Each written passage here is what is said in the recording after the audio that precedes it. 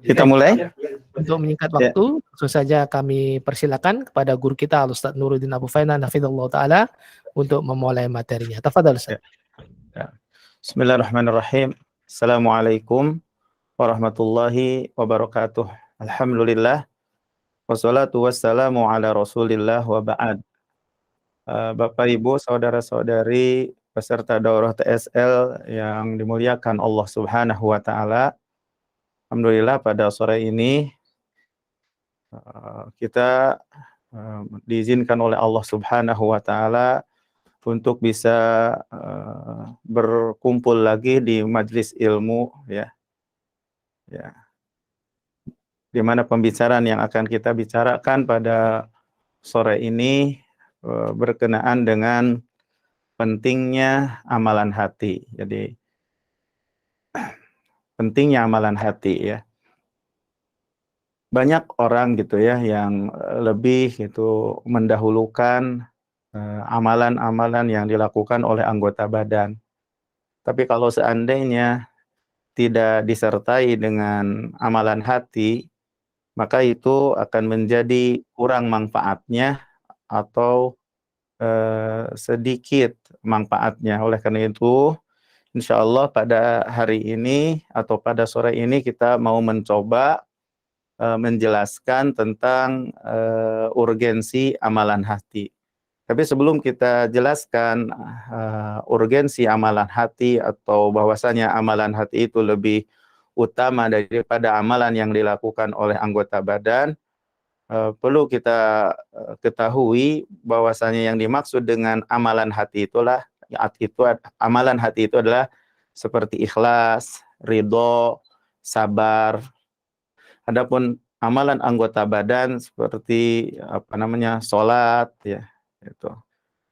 Amalan yang dilakukan oleh lisan seperti membaca Al-Qur'an. Nah, kalau kita timbang-timbang utamaan manakah antara amalan yang dilakukan oleh hati dengan amalan yang dilakukan oleh anggota badan dan juga lisan, maka jawabannya bahwasanya amalan hati itu lebih utama. Kenapa amalan hati itu lebih utama, lebih agung? Karena amalan hati itu merupakan inti dari penghambaan, inti daripada penghambaan. Jadi manakala seseorang yang melakukan amalan yang dilakukan oleh anggota badan apabila kosong dari amalan hati, seumpama badan yang mati tanpa ruh. Begitu kata Al-Imam Ibnu Qayyim Az-Zauziyah. Kemudian juga Al-Imam Ibnu Qayyim Az-Zauziyah memberikan penjelasan kepada kita bahwasanya amalan hati itu lebih wajib bagi seorang hamba daripada amalan-amalan yang dilakukan oleh anggota badan. Tidaklah bisa dibedakan orang mukmin dari orang munafik kecuali dengan apa yang ada di hati setiap masing-masing daripada keduanya. Begitu pula seseorang tidak akan bisa masuk Islam kecuali dengan amalan hatinya sebelum anggota badannya. Oleh karena itu, Bapak Ibu, saudara-saudari yang dimuliakan Allah Subhanahu wa taala, peserta daurah TSL, bahwasanya penghambaan hati itu lebih agung, lebih besar daripada penghambaan yang dilakukan oleh anggota badan. Dan bahkan itu merupakan suatu kewajiban dalam setiap waktu dan saat, ya. Bapak Ibu yang dimuliakan Allah Subhanahu wa taala, untuk lebih jelasnya lagi bahwasanya amalan hati itu lebih utama, ya, daripada amalan yang dilakukan oleh anggota badan, ya, ditinjau daripada beberapa sisi, ya, ditinjau daripada beberapa sisi, ya. Yang pertama, bahwasanya amalan hati itu merupakan pondasi keselamatan dari api neraka dan mendapatkan surga, pondasi keselamatan dari api neraka dan mendapatkan keuntungan untuk mendapatkan surga Allah Subhanahu wa taala. Ya. Coba kita perhatikan dalam sebuah hadis, ya. Ya. Ini yang menunjukkan bahwasanya amalan hati itu merupakan pondasi keselamatan dari api neraka dan penyebab yang menyebabkan masuk surga. Dulu ketika Nabi Shallallahu Alaihi Wasallam sedang duduk-duduk bersama para sahabat, kemudian ada Rasulullah mengatakan akan datang sekarang ini seseorang dari penghuni surga. Ya. Jadi kata Rasulullah Shallallahu Alaihi Wasallam akan datang kepada kalian sekarang ini seseorang dari penghuni surga. Nah, ya.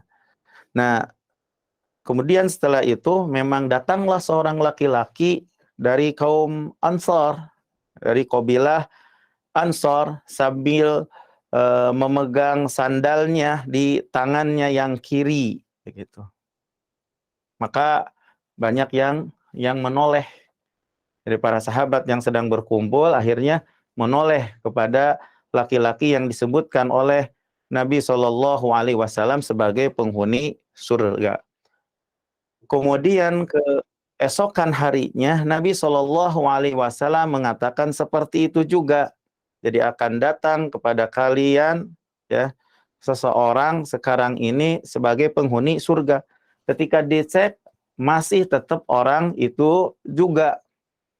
Ya, kemudian juga keesokan harinya Rasulullah Shallallahu Alaihi Wasallam mengatakan begitu juga bakal muncul sekarang ini seseorang di mana seseorang ini adalah sebagai penghuni surga.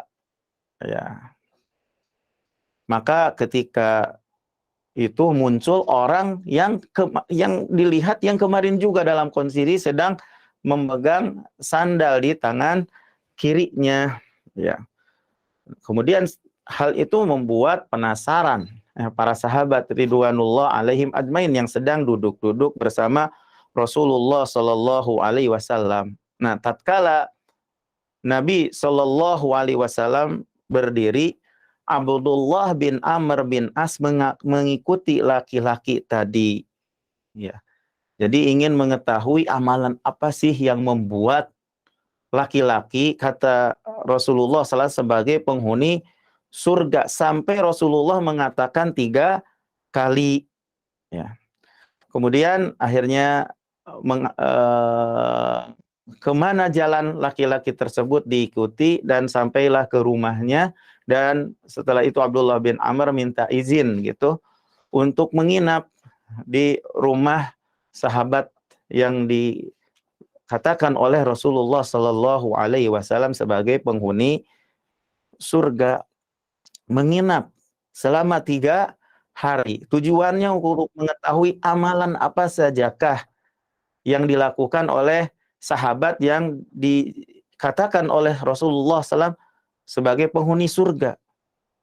Ketika 3 hari 3 malam diperhatikan, ternyata tidak mendapatkan sesuatu kelebihan apapun gitu ya yang dilakukan oleh sahabat tadi, dan dikenal oleh para sahabat bahwasanya Abdullah bin Amr bin As itu sebagai orang yang soleh, ahli ibadah begitu. Orang soleh, ahli ibadah, makanya sangat semangat sekali gitu ya, ingin melakukan amalan yang dilakukan oleh laki-laki tadi yang menjadikan kata Rasulullah sebagai penghuni surga. Tapi ketika dilihat sudah bermalam 3 hari, kok gak ada sesuatu hal yang lebih, ya sama seperti yang dilakukan oleh Abdullah bin Amr bin As begitu.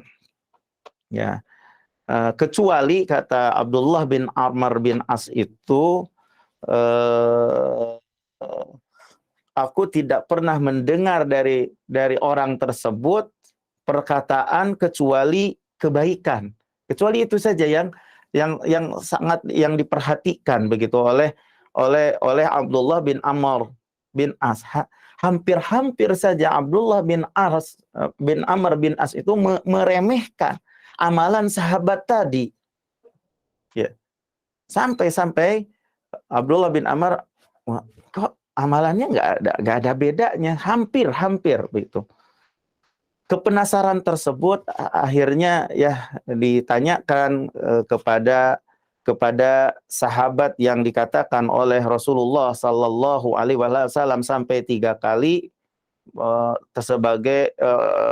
sebagai sahabat atau seseorang yang menjadi penghuni surga. Nah, maka saya karena sabda Nabi itu, saya sengaja ya datang kepadamu gitu untuk melihat amalan Anda, tapi saya tidak melihat Anda melakukan amalan yang banyak. Maka apakah yang menyebabkan Anda itu sampai seperti apa yang dikatakan oleh Rasulullah sallallahu alaihi wasallam? Maka laki-laki tadi menjawab, ma huwa illa ma ra'aitu. Tidaklah dia ma huwa illa ma ra'ait. Tidaklah dia kecuali apa yang kau lihat. Kemudian tatkala Abdullah bin Amr bin As mau pulang, ketika aku mau pulang, kata Abdullah bin Amr bin As, laki-laki itu manggil lagi saya sambil mengatakan, ma huwa illa ma ra'ait. Tidaklah ada sesuatu yang saya lakukan kecuali apa yang kau lihat. Ghairu anni la ajidu fi nafsi li ahadin minal muslimina ghishan. Selain bahwasanya tidak aku dapati dalam diriku kepada salah satu dari kaum muslimin gis, adanya penipuan. Wala ahsadu ahadan ala khairin a'tahu Allah iyah, dan aku tidak pernah dengki kepada seorang pun dari atas kebaikan yang Allah Subhanahu wa taala berikan kepada seseorang.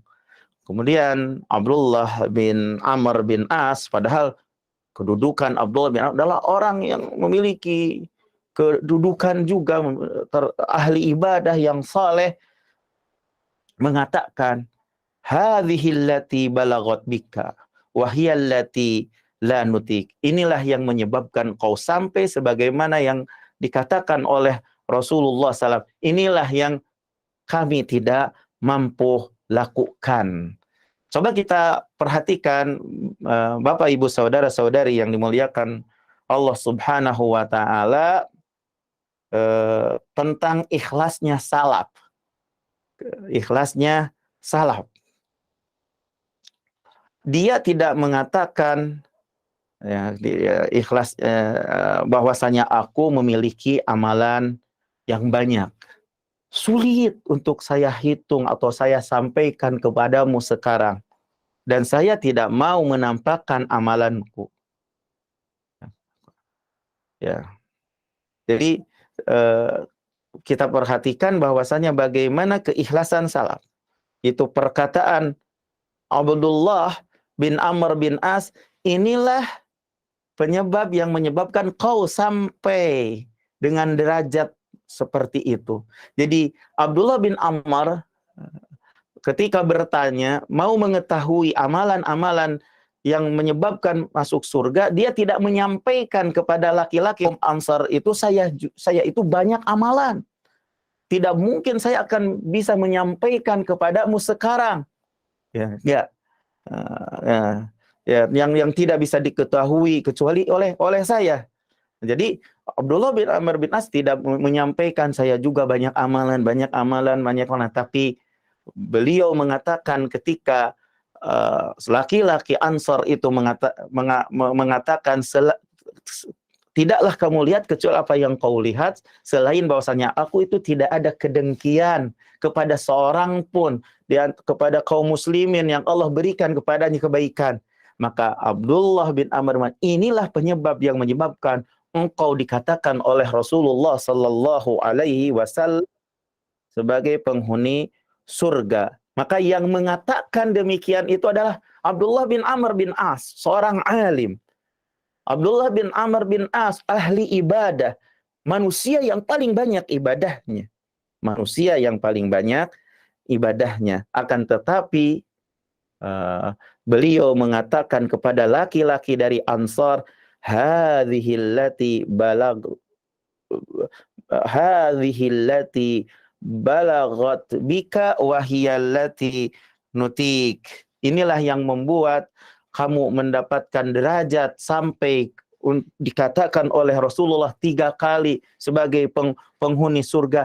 Inilah yang membuat kami ini tidak mampu. Inilah menunjukkan agungnya makna ini, ya, tentang masalah amalan hati. Kedengkian itu ada di mana? Ada di hati. Gondok kepada orang lain, benci kepada orang lain, semuanya ada di hati. Inilah yang akan menyampaikan seseorang kepada derajat yang tinggi, walaupun tidak memiliki banyak amalan. Dan hal inilah yang menunjukkan bahwasanya amalan hati itu merupakan perkara yang paling sulit.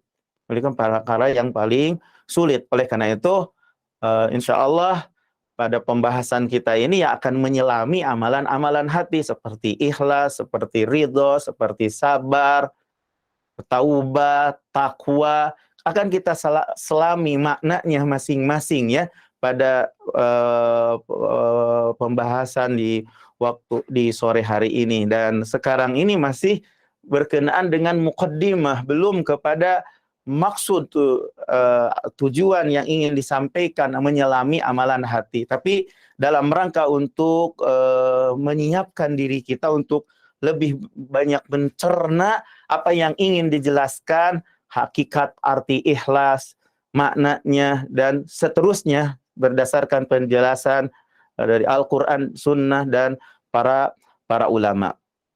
Jadi Bapak, Ibu, saudara-saudari yang dimuliakan oleh Allah Subhanahu wa Ta'ala, itu yang pertama ya, yang bisa kita lihat urgensinya amalan hati, bahwasanya amalan hati itu asas, pondasi keselamatan dari api neraka dan mendapatkan surga. Itu yang pertama ya.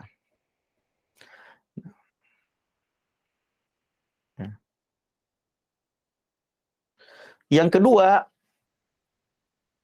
bahwasanya amalan hati itu merupakan sebab untuk mendapatkan derajat yang tinggi di surga. Cinta di jalan Allah, itu amalan hati kan? Betul? Iya. Jadi cinta karena Allah merupakan ibadah hati. Ya.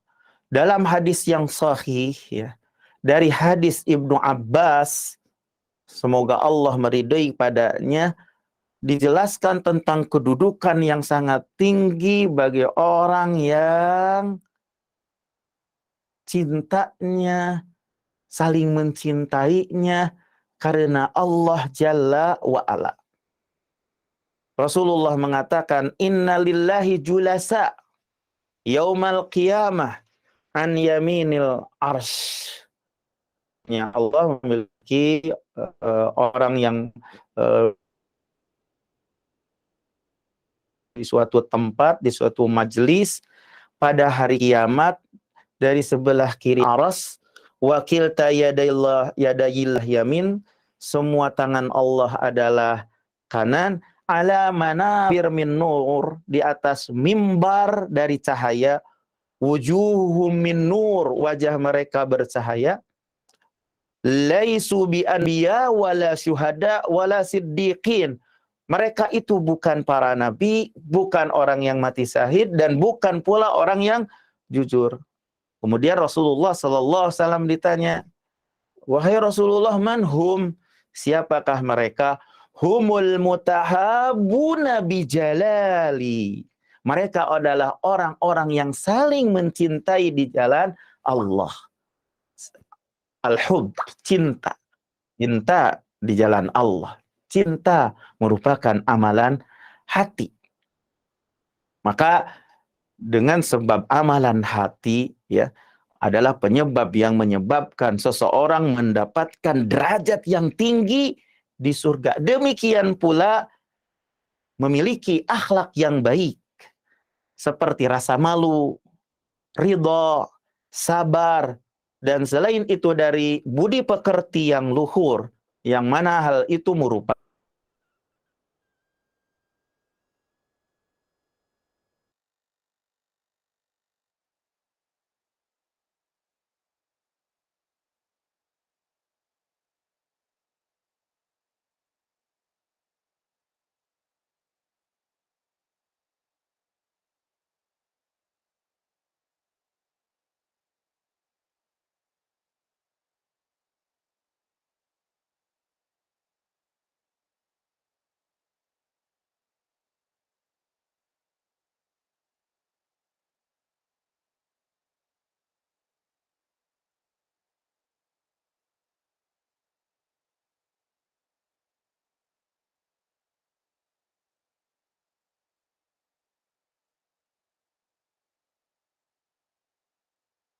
yang paling dekat di antaraku.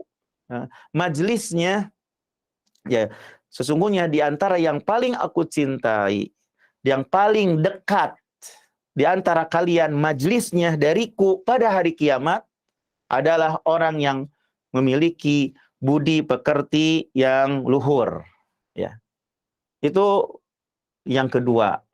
Poin yang kedua yang menjelaskan tentang pentingnya amalan hati, bahwasanya amalan hati itu adalah salah satu sebab yang menyebabkan mendapatkan derajat yang tinggi di surga. Adapun poin yang ketiga yang menunjukkan kemuliaan amalan hati, keagungan amalan hati, keutamaan amalan hati, bahwasanya amalan hati adalah pendorong untuk pendorong yang menggerakkan seseorang untuk melakukan amalan-amalan yang dilakukan oleh anggota badan. Di saat besar keimanannya dan ketauhidannya, besar kecintaan kepada Allah dalam hati, hal itu akan mendorong untuk melaksanakan ibadah-ibadah yang nampak. Oleh karena itu ulama mengatakan man arafallah ahabbah. Barang siapa yang mengenal Allah pasti akan mencintai Allah. Man ahabballah ata'ah. Barang siapa yang man ahabballah, barang siapa yang cinta kepada Allah, pasti dia akan mentaatinya. Jadi semakin besar keimanannya, ya, dan iman ada di hati. Semakin besar ketauhidannya, tauhid ada di hati. Semakin besar rasa cinta kepada Allah di dalam hati, cinta ada di hati. Maka hal itu akan mendorong untuk melakukan ibadah-ibadah yang nampak. Ya, jika didapat maka jadi anggota badannya akan cepat tunduk kepada Allah Subhanahu wa taala. Ringan untuk melaksanakan ketaatan, ringan untuk melaksanakan ibadah, begitu. Ya. Jadi apabila ya, menetap gitu ya di hati gitu ya.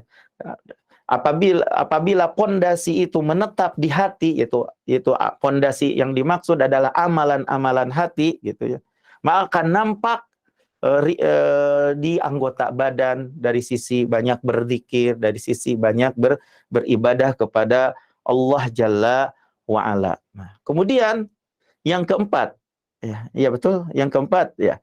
Yang keempat yang menunjukkan tentang pentingnya amalan hati, dan insya Allah setelah pembahasan ini kita akan mulai menyelami amalan hati. Ya, yang pertama kali yang akan kita jelaskan adalah insya Allah Bapak Ibu, saudara-saudari peserta daurah adalah berkenaan dengan ikhlas insya Allah. Tapi ini biar bikin penasaran Bapak Ibu semuanya ya insya Allah. Oh, dengan adanya pendahuluan seperti ini yang disampaikan oleh penulis buku ini, yaitu saya Khalid As-Sabat ya. Yang keempat yaitu adanya cacat ya dalam amalan hati. Ini menunjukkan pentingnya amalan hati. Di saat adanya cacat dalam amalan hati akan merusak seluruh amalan yang dilakukan oleh anggota badan. Di antara contohnya adalah ikhlas. Maka kemurnian niat karena Allah itu amalan apa? Amalan anggota badan atau amalan lisan? Tentu jawabannya bahwa memurnikan niat karena Allah itu merupakan amalan hati. Apabila hilang keikhlasan dari hati seorang hamba, terjerumus ke dalam kesyirikan atau ke dalam kemunafikan yang besar, apa yang terjadi? Maka imannya akan menjadi musnah. Imannya akan menjadi batal. Apabila terjerumus ke dalam riya, maka imannya akan berkurang. Dan amalan yang dicampuri dengan riya akan hilang, akan sia-sia. Kenapa? Allah itu baik dan tidak akan menerima kecuali kebaikan. Sebagaimana Allah Tabaraka wa Ta'ala berfirman di dalam hadis qudsi bahwasanya aku tidak bahwasanya barang siapa yang melakukan amalan yang menyekutukan di dalam amalan itu bersamaku, selainku aku akan meninggalkannya. Amalan itu dan juga kesirikannya. Jadi Allah Subhanahu wa Ta'ala tidak menerima amalan yang dicampuri dengan kesirikan, baik hal tersebut itu di permulaan amalan atau di pertengahan amalan kemudian dibiarkan oleh hamba tersebut, maka dengan sebab hal itu contoh dua contoh tersebut, maka amalannya itu akan menjadi musnah. Ya. Maka jadilah ibadah seorang hamba yang zahir, yang nampak seperti ruku, sujud, ibadah puasa dan yang lainnya, tidaklah yang didapatkan dari ibadah-ibadah yang zahir itu kecuali kelelahan. Ya. Kemudian akan mendapatkan siksaan. Ya, kemudian akan mendapatkan siksaan. Kenapa? Karena memalingkan ibadah kepada selain Allah Subhanahu wa Ta'ala. Ya. Nah, contoh yang lain, masalah tawadu. Tawadu itu merupakan amalan hati yang akan nampak pengaruhnya kepada perilaku, kepada anggota badan. Dan yang menghilangkan gitu ya ketawaduan itu adalah kesombongan gitu. Kesombongan, merasa dirinya itu besar, merasa di dalam hatinya itu merasa besar. Nah, itu pun akan kesombongan yang ada di hati juga akan memberikan pengaruh kepada sikap seorang hamba. Ya. Sikap seorang hamba. Makanya kesombongan ini akan menjadi penghalang dari masuknya surga. Kesombongan ini akan menjadi penghalang dari masuknya surga. Ini contoh bahwasanya ada kesalahan dari amalan hati ya. Walaupun banyak amalan yang dilakukan oleh anggota badan menjadi hancur, menjadi sia-sia amalan yang banyak yang dilakukan oleh anggota badan. Makanya penting sekali amalan hati itu. Maka penting dan urgen sekali amalan hati itu gitu. Kemudian contoh yang lain adalah hasad, iri, penyakit yang kronis ya. Di antara penyakit yang membuat hati itu menjadi rusak. Ya. Ya. Nah. Jadi menginginkan hilangnya kenikmatan dari saudaranya. Ya, ya, ya. Jadi itu artinya adalah hasad, ya. Padahal seharusnya tidak demikian. Nah, ini salah satu contoh apa namanya keburukan amalan hati, ya, keburukan amalan hati. Maka ketika memiliki banyak amalan, maka akan rusak amalan yang dia lakukan. Makanya Rasulullah mengatakan dalam sebuah hadis, iyyakum wal hasad fa innal hasad iyyakum wal hasad fa innal hasad ya'kulul hasanati kama ta'kulun nar al-hatab. Hati-hati daripada iri. Maksudnya iri itu akan memakan kebaikan sebagaimana api akan memakan kayu bakar gitu. Banyak amalan tapi di dalam hatinya ada iri, dengki, ya. Ketika ada seorang memiliki kelebihan, dia berkeinginan untuk kenikmatan di zona itu untuk hilang begitu. Ya. Dia sangat tidak mencintai kepada saudaranya gitu. Padahal yang demikian itu akan amalan yang banyak yang dia lakukan itu menjadi hilang gitu.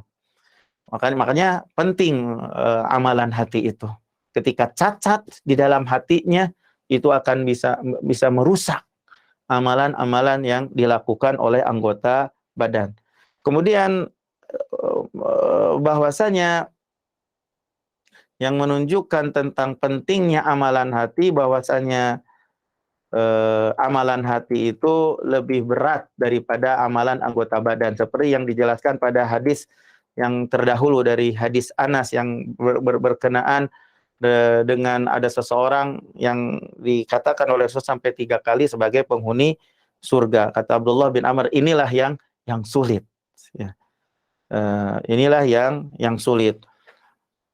Kenapa? Karena manusia itu memiliki hawa nafsu gitu. Yang diinginkan oleh dirinya itu adalah untuk selalu gitu ya meremehkan manusia gitu. Ya, meremehkan manusia, ingin membicarakan kehormatan manusia. Nah, kemudian kalau seandainya bersih dari semua itu, tidak ada iri, dengki, tidak ada penipuan, tidak lapang dadanya. Ini kita berusaha untuk menjadi orang-orang yang memiliki kebersihan hatinya. Makanya untuk makanya amalan hati itu sangat sulit, ya, sangat sulit gitu daripada amalan yang dilakukan oleh anggota badan. Makanya kata Abu Sulaiman Ad-Darini, afdhalul a'mal khilafu hawan nafs. Seutama-utamanya amalan adalah menyelisih hawa nafsu yang ada di dalam jiwa. Ya, seutama-utama amalan adalah menyelisih hawa nafsunya gitu. Kemudian yang keenam, Bapak Ibu, saudara-saudari peserta daurah yang dimuliakan Allah Subhanahu wa taala, bahwasanya amalan hati itu lebih besar pahalanya dari amalan yang dilakukan oleh anggota badan. Kemudian yang berikutnya, bahwasanya amalan hati itu bisa membuat besar amalan-amalan yang dilakukan oleh anggota badan. Dikatakan oleh ulama bahwasanya ada 2 orang laki-laki, betul-betul keduanya melakukan sholat ya sama barengan dalam satu shaf, tapi antara keduanya seperti perbedaan antara langit dan bumi. Ya, ya. Begitu pula ada orang yang melakukan saum kedua-duanya dalam satu rumah, ya sama, tapi saum antara keduanya itu, puasa antara keduanya itu seperti perbedaan antara langit dan bumi. Begitu pula dalam masalah sedekah. Nah, kalau ada orang yang bersedekah menganggap itu sebagai utang, atau atau ada juga yang bersedekah mengeluarkannya dalam kebencian. Itu sebenarnya itu dia mengeluarkan tapi dalam kondisi dia benci, ya, ya. Ada juga yang mungkin mengeluarkannya bahkan di dalam hatinya ada rasa malu dari Allah, rasa takut dari Allah, khawatir untuk tidak diterima sedekahnya, ya. Karena sedikit dari yang dia sedekahkan, rasa malu dari Allah, karena dia mengingat kenikmatan yang Allah berikan kepadanya sangat banyak, dia hanya sedikit gitu yang diberikan. Ya, tentunya sedekah dari kondisi orang yang demikian itu berbeda-beda, tergantung amalan hatinya. Ketika ada rasa malu ketika bersedekah, ada rasa takut dari sedekah yang dia lakukan, rasa takut tidak terima tentunya akan menjadikan besar berat, ya, amalan yang dilakukannya, ya, amalan yang dilakukannya, ya. Begitu pula tatkala seseorang melakukan kebaikan tapi dengan kebaikan itu bisa memadorotkan kepadanya ketika menganggap bahwa dirinya itu lebih utama daripada yang lainnya. Melakukan satu kebaikan. Dengan kebaikan dia menganggap dirinya lebih utama daripada yang lainnya. Nah, barangkali dengan sebab kebanggaan, merasa diri lebih utama itu, amalannya itu dihapus. Tapi ada orang yang melakukan kesalahan. Dan dengan sebab kesalahan yang dia lakukan itu menumbuhkan dalam dirinya rasa takut tatkala bertemu dengan Allah Subhanahu wa taala. Menjadikan tunduk kepada Allah Subhanahu. Tentunya ini dengan sebab amalan hati itu menjadikan besar, ya, akan menjadikan besar amalan yang dilakukan oleh anggota badan. Begitu pula dalam niat menuntut ilmu. Kadang seseorang menuntut ilmu itu karena dunia yang diinginkannya, kadang juga ada orang yang menuntut ilmu dalam rangka untuk mengenal Rabb-nya yang diibadahinya, dalam rangka mendekatkan diri kepada Allah. Maka niatnya niat yang benar. Maka tentunya antara keduanya itu ada perbedaan dari sisi pahala. Padahal kedua-duanya itu sama dalam satu majlis, dalam satu tempat. Tapi yang membedakannya itu adalah niat. Dan niat itu ada di hati. Ya, makanya Ibnu Mubarak mengatakan, rubba amalin saghirin tu'azzimuhun niyah. Berapa banyak amalan yang kecil menjadi besar sebab niat. Wa rubba amalin kabirin tusaghiruhu an-niyah. Dan berapa banyak amalan yang besar menjadi kecil dengan sebab niat. Ya. Dan intinya bahwasanya kita mengetahui bahwasanya amalan hati itu sangat penting untuk kita perhatikan. Jangan sampai kita lalai dari amalan hati, ya. Sekali lagi bahwasanya pentingnya amalan hati itu kita perhatikan akan membuat pahalanya berlipat ganda tanpa batas, ya, terlipat ganda tanpa batas. Berbeda dengan amalan yang dilakukan oleh anggota badan, dilipatkan gandakannya dalam batasan yang diketahui, gitu ya, yang bisa dihitung, ya. Oleh karena itu dapat kita simpulkan bahwasanya amalan hati itu adalah asal, pondasi. Makanya penting sekali. Sedangkan amalan anggota badan itu adalah cabang daripada asal tersebut. Ketika amalan hatinya baik, maka insya Allah karena akan saling berkaitan antara amalan hati dengan amalan yang dilakukan oleh anggota badan. Bukan berarti ketika kita tahu bahwasanya amalan hati itu penting, maka kita menyepelekan amalan yang dilakukan oleh anggota badan. Bukan itu yang diinginkan, bukan itu yang diinginkan, gitu. Ya, karena manusia itu dalam masalah ini antara amalan hati dan amalan anggota badan ada tiga kondisi yang kata Ibnu Qayyim rahimahullah.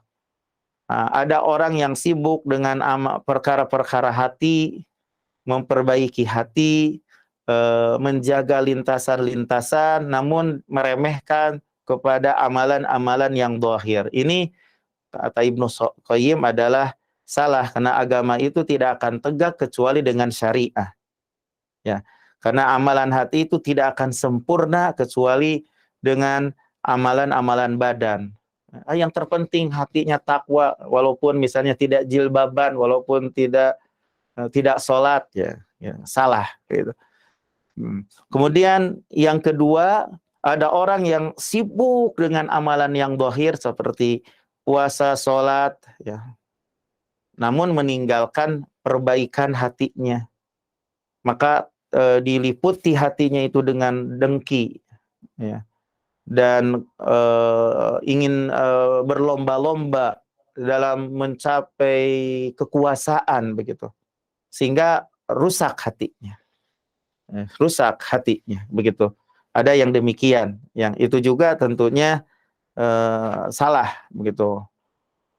Tapi yang benar, yang ada dalam pertengahan. Mereka adalah orang yang memperhatikan amalan hati dan amalan anggota badan bersama-sama. Inilah jalannya orang yang diutus oleh Allah Subhanahu wa taala. Semoga salawat dan salam tercurahkan kepada mereka, ya.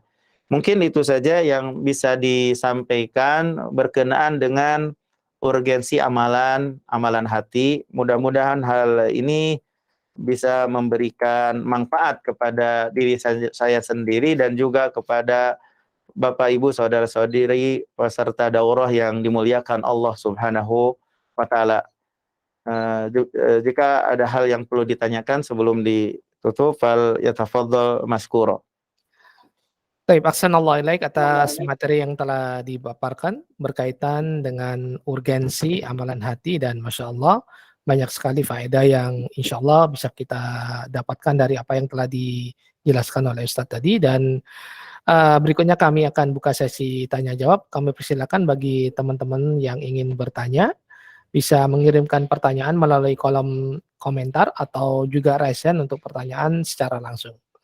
Tapi Ustaz, sudah ada pertanyaannya masuk, Ana izin bacakan. Yang pertama dari saudara Rama Ramadan. Bismillah, syukron wa jazakallahu khair Ustadz atas ilmu yang telah disampaikan. Izin bertanya, menyelisih hawa nafsu adalah amalan hati yang agung. Bagaimana cara mengaplikasikannya Ustadz? Seperti terbetik ingin bermaksiat dan jiwa sangat besar ingin mengikuti hawa nafsunya, dan apa yang kurang dari pribadi tersebut Ustaz? Mohon penjelasannya. Ya. Jadi amalan yang utama itu kata ulama adalah yang menyelisih hawa nafsunya. Karena menyelisih hawa nafsu itu merupakan obat, ya. Dan obat itu sebagaimana yang Bapak Ibu saudara-saudari ketahui, ketika kita sakit gitu kan, menelan obat itu pahit, tapi dalam rangka ya untuk karena kata dokter disarankan untuk meminum obat untuk menyembuhkan ini dan itu, walaupun pahit ditelan dalam rangka untuk suatu kesembuhan, ya. Jadi makanya bahwa kita menyelisih hawa nafsu itu merupakan amalan yang paling utama, dan orang yang hatinya rusak itu memang selalu memperturutkan hawa nafsunya, ya. Jadi pertanda hatinya rusak, pertanda hatinya sakit itu tidak bisa mengekang hawa nafsunya.